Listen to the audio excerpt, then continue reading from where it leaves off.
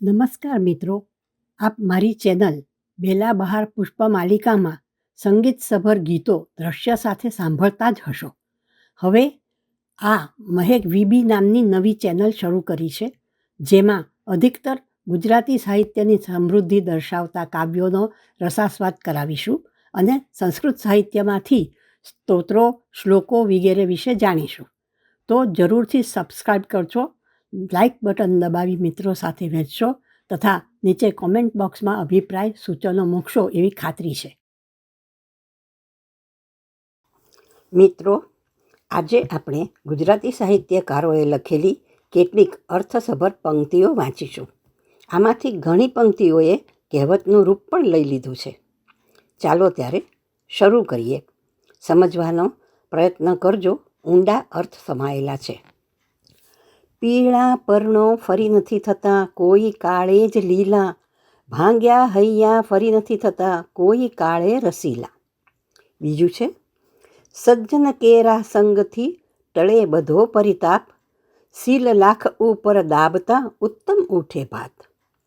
આગળ છે, હણો ના પાપીને દ્વિગુણ બનશે પાપ જગના, લડો પાપ સામે અડગ દિલના ગુપ્ત બળથી.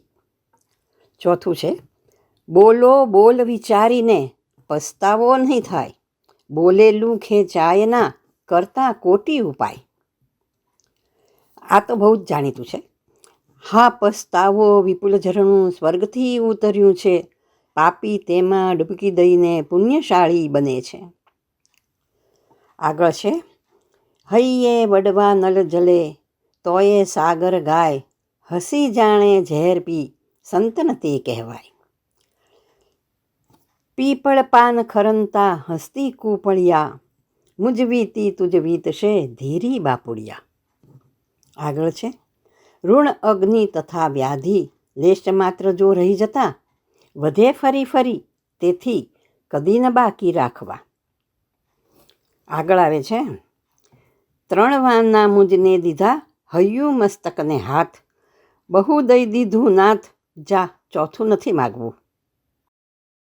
વિપત પડે ના વલખીએ વલખે વિપત ન જાય, વિપતે ઉદ્યમ કીજીએ ઉદ્યમ વિપતને ખાય. ગઈ સંપત સાંપડે ગયા વળે છે વાણ, ગત અવસર આવે નહીં ગયા ન આવે પ્રાણ. મિત્રો, આપને માટે એક ઉક્તિ અધૂરી છોડું છું, તેને કોમેન્ટ બોક્સમાં એ ઉક્તિ પૂરી કરીને લખજો. ઉક્તિ છે, વા ફરે વાદળ ફરે, ફરે નદીના નીર, શુરા બોલ્યા ના ફરે.